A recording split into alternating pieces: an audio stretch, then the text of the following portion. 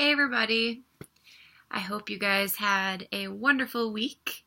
And tomorrow's Friday, so that's a very positive thing. Super happy about that. Today in my video, I am going to talk about just this. Yes.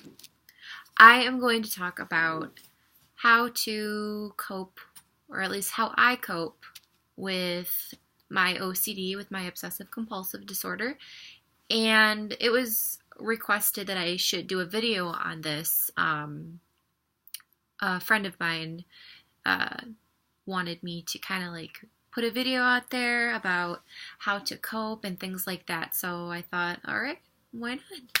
So first things first, one thing that you will learn about me is that I am pretty open. I do like to keep something sacred, but overall, when it comes to like my OCD and my depression and my anxiety, I'm pretty open because, a lot more people have it. A lot of people that we wouldn't expect have it, and I think a lot of the issues are people are afraid to admit that they have it, and sometimes they don't want to, they just don't want to share it because that's personal to them, which is totally fine. But we have been brainwashed in a way by society and the media that sharing how we feel, or even, being vulnerable, is a sign of being weak, or it's not glamorous. So I just want to throw it out there that I am pretty open. That goes along with not really having a filter, but overall, I like to say that being authentic is a very important trait to me. And again, just because you don't want to share something doesn't mean that you're any less authentic. I guess it just means I don't feel ashamed in sharing my mental illnesses. And even I wouldn't say they're mental illnesses. I'll just say my brain is just a little chemically different. It's a little chemical imbalance. My chemistry is just a little more, it's special. We're all special. So I'm starting to get out of the habit of talking about my OCD as a kind of negative trait, because when I say it's a mental illness is the key word, it just kind of goes off on this thing that's debilitating in my life, where it actually has made me a lot stronger, which is really cool. And in a weird way, I'm kind of happy that I have these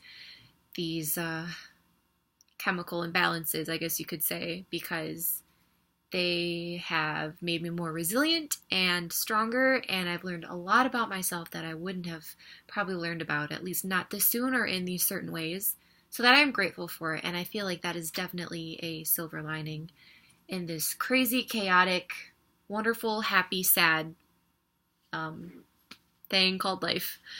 So, as I ramble as per usual, I guess right off the bat, I'm just going to talk about how I deal with my OCD and anxiety, because again, it was requested by an anonymous viewer. So where do I start off?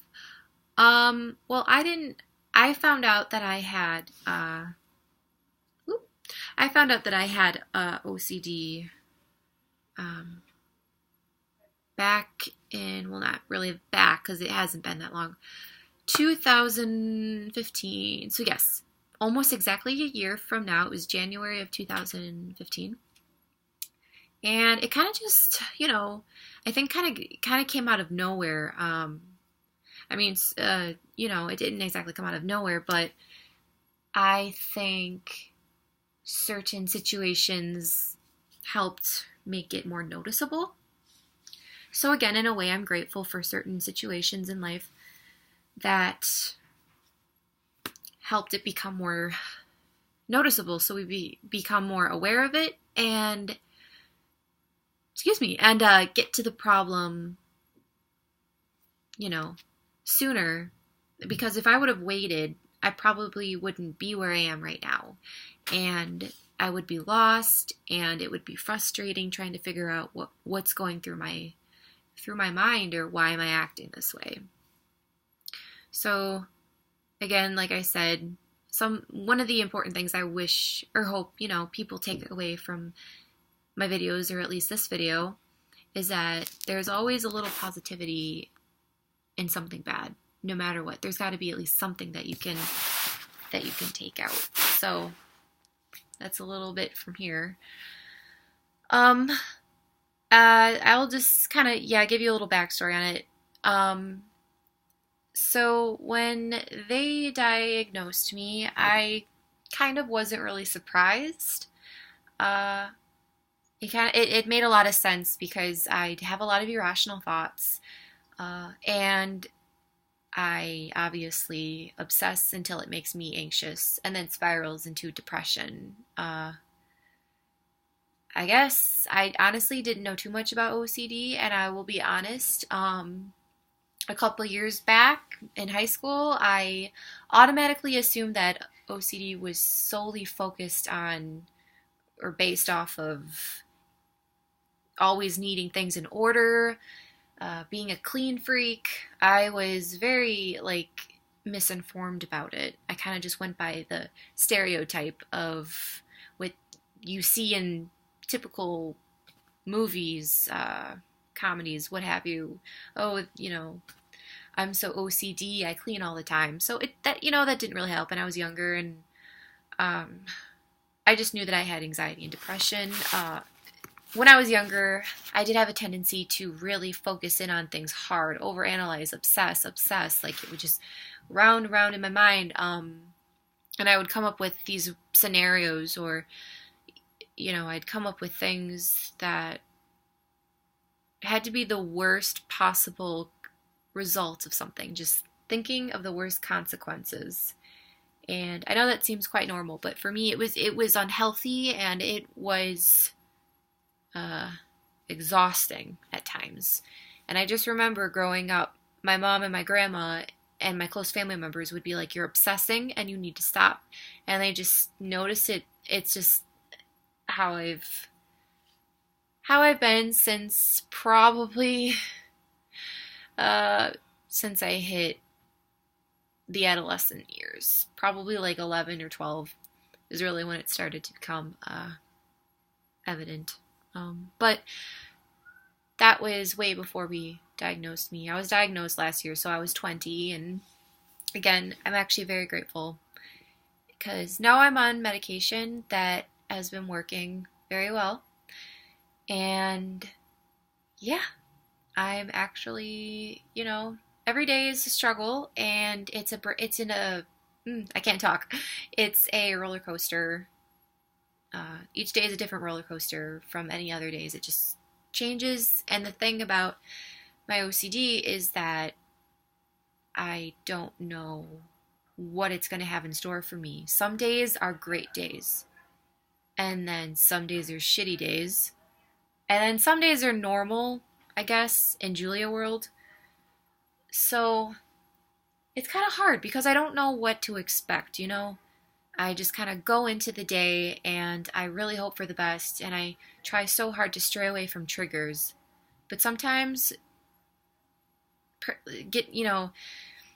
knowing that you have to stay away from these certain things that trigger you is good and bad. It's good because you know what to avoid, but at the same time, when you're avoiding it, it's like, it makes it really hard to truly live and to be happy, because you're always on the edge. And you always have to be like, oh, I need to not do this. You're always paranoid. You're always constantly thinking about avoiding your triggers, that you kind of sometimes forget to be happy. And I don't want to be like that, because it's sad, because my personality is somebody who wants to travel the world and take risks and do all these exciting things. But my, brain chemistry makes it so I have the personality of somebody who just wants to stay in their house all the time. I think it's called agoraphobia or something, and it's where you have trouble leaving your house. And honestly, I freaked out because I thought that I was going to have that, or I was going to turn into that, somebody who was afraid to leave their house, like a hermit or something. And it sucks because rational Julia wants to go out and do all these grand, awesome things. I'm in my 20s. This is life. But irrational Julia wants to stay away from being contaminated and the people and the germs and the irrational thoughts. Like, if I step outside, something bad will happen. You know, like, I'm having such a good day and I don't want to ruin it. And I'm scared that if I take even that risk of walking out my front door, literally 5 seconds after, what if something bad happens? And then my entire day is just done. And then I usually, it depends on my mood. Sometimes I'll be unmotivated or depressed, whatever, anxious. Can't really put a label on that, but it'll last from 5 minutes to a couple days. It depends. It depends how long I obsess on a certain topic. But ever since I've gotten on this medication after being diagnosed, it's been much better, but yeah. So that's kind of the backstory. There's other things, but again, like I said, I do like to keep some things sacred to myself. But again, I just think there's no shame in admitting to yourself that you need help sometimes, and it's okay to not be normal. I mean, we're all not normal, but it's okay to be that person that needs, what's the word? Like chemical stabilizers, whatever, for your brain, because you have a chemical imbalance, and it's okay to get help sometimes. I know medication isn't for everybody, but honestly, if I wasn't on medication right now, I wouldn't be where I am. And that's okay to need it. It doesn't make me weak. It doesn't make you weak. It makes you actually stronger to admit that you do need that kind of help. So I just want you all to, that are struggling with any type of mental disability, illness, whatever, that if people make you feel bad for being on medication, then they're just wasting their breath, because it's none of their business, and it's your body and your life, and they don't know the things that go on inside your brain. Only you do, so you do you. I used to have lots of friends that were very anti-medication, and that's fine. That is totally fine, but I would just hope that they would respect that taking medication is my choice. And I've been taking medication for quite a while, probably since I was 11, so I've gotten used to it. It's become definitely part of my daily routine now for 10 years, so yeah. But now that you know all that, on to how I cope. So let's see. Honestly, I don't have a specific coping mechanism. It kind of just comes naturally without me really thinking about it. Well, there is one thing that I do. It's simple, it's small, but honestly, it goes way beyond. And it's crazy how one little thing can make you feel so much better. So whenever I'm having an irrational thought, I get panicky, I get anxious, I don't want to do anything, and it can be the smallest, minuscule thing, but I blow it up and make it this crazy, insane thing, and I panic in my brain, and sometimes out of my brain. Like, people can see it, but I try not to, which is also bad. But I do this thing where I stop. And if I'm lucky, because sometimes I get really anxious, but if I'm okay enough, I stop and I go, okay, Julia, this is irrational. Irrational thoughts will get you. Irrational thoughts will get you. Let's use let's use the brain of rational Julia, like, and I just stand there and I think about it and I go, it's irrational, it's irrational, and I just kind of think your brain isn't incredibly, there on certain things. This is normal that this is happening and you're feeling this way. This is why you get help, is because of what you're experiencing at this moment. It's irrational. So I just I continue to tell myself that, and it's simple, but speaking, talking to yourself does wonders. I mean, it's calmed me down, and I guess I underestimate how much talking to yourself can really help. So there is that. Another way to cope with it is doing, I'm bad at this, but I did it last semester, and I've been too busy to get into it, but it did help, and that is yoga. I know I sound probably hippie-like right now, but yoga really helped, I noticed. I'm a yogini. I am not a pro yogaist, but I will say, it did show some changes. I was more relaxed. I like kind of began to love myself a little bit more, and I can't go into full detail because, again, I don't really know much about yoga. I just took one semester, not even a semester, it was like half a semester, and I can just say, I can't explain it, but if you try it, you will know what I mean, and it just releases so much tension. And at the end of every yoga class, we did this thing, and I don't even remember what it's called, but we would lay down on our mats or whatever, and we would just release all of the tension. We would just lay flat. She would turn the lights off, and she would kind of guide us through saying, breathe in, take all the tension in your body and just put your hands into fists and then just push it out. And she just wanted us to inhale and then exhale, and everything would come out.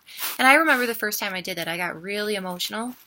And I think it's because I knew that I had all of that stress inside of me, and having it be released like that was actually really, really beautiful. And again, it's simple, but it's crazy how little tiny things can do such,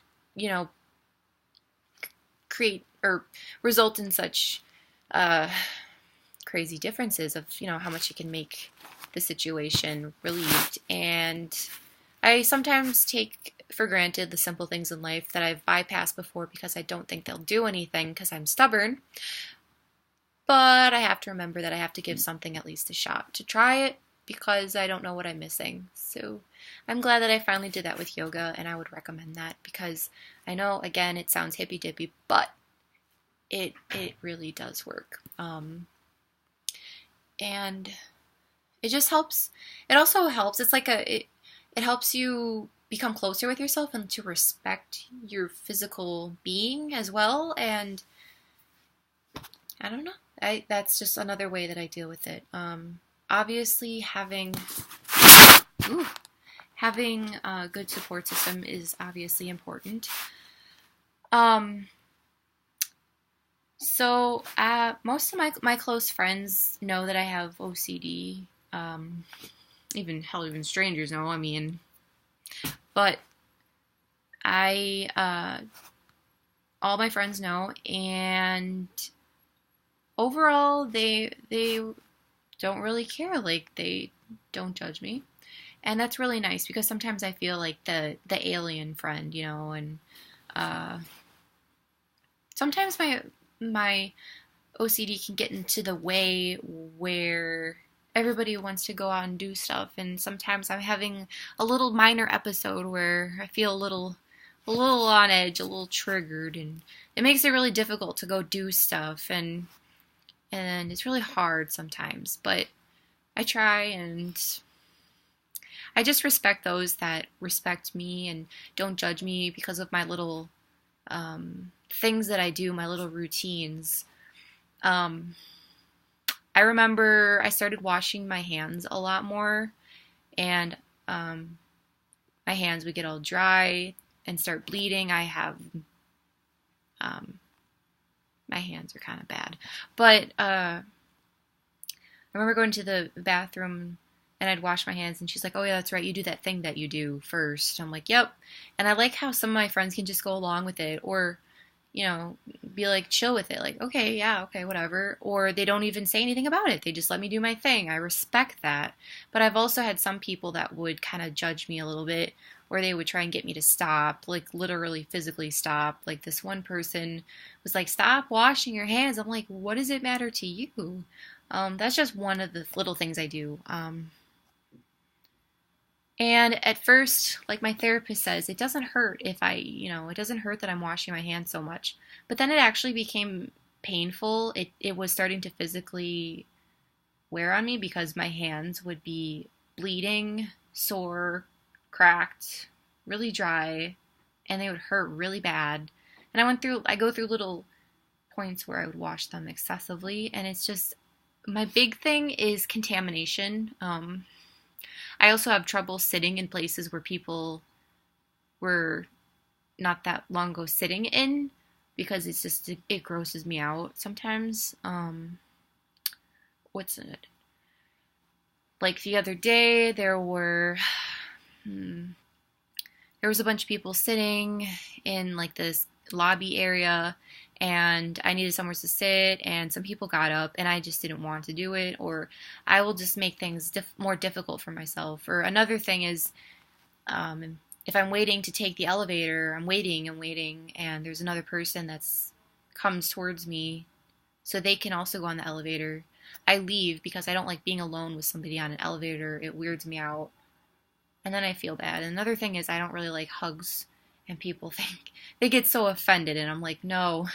And it depends on my mood as well. So I really appreciate the friends that ask if they can hug me, because then they know, and they respect my boundaries. And all my friends watching this, I know they're like little gestures, but you don't know how much it means to me that you check with me with like some of these things. Like, it honestly means the world, because it lifts so much stress off of me, and it makes it less awkward. And I'm really glad that I have a lot of patient friends, because again, I didn't decide to be this way on purpose. I mean, nobody does. Every day is a struggle, and it gets debilitating, but I am here, and I rock. And you do too.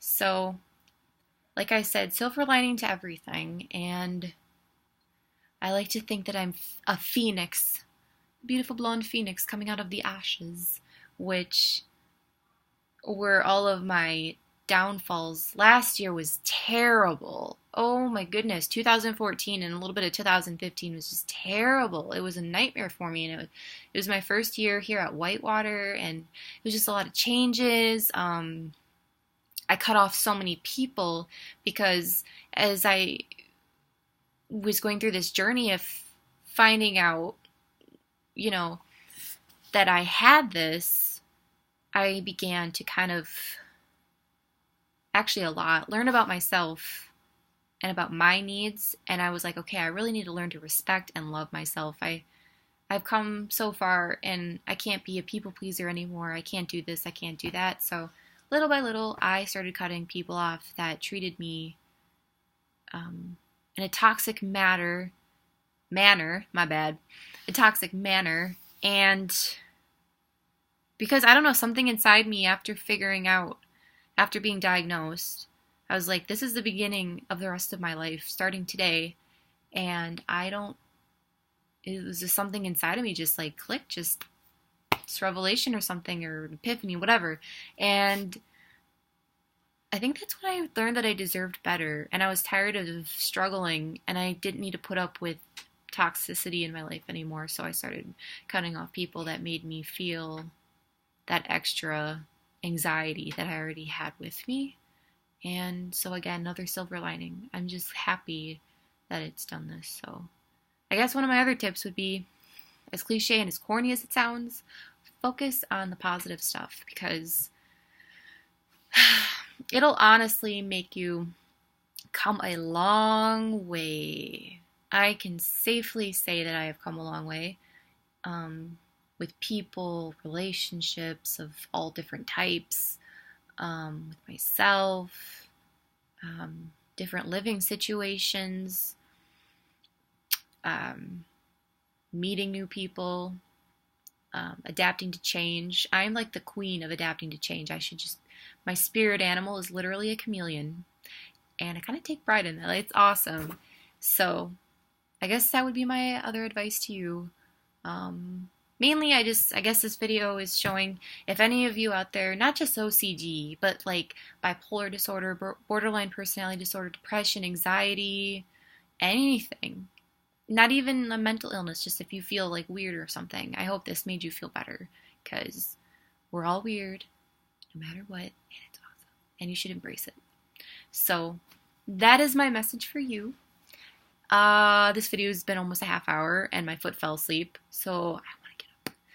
But I love you, and you all are beautiful, and you rock. So I am going to post another video sometime soon, but until then, stay beautiful.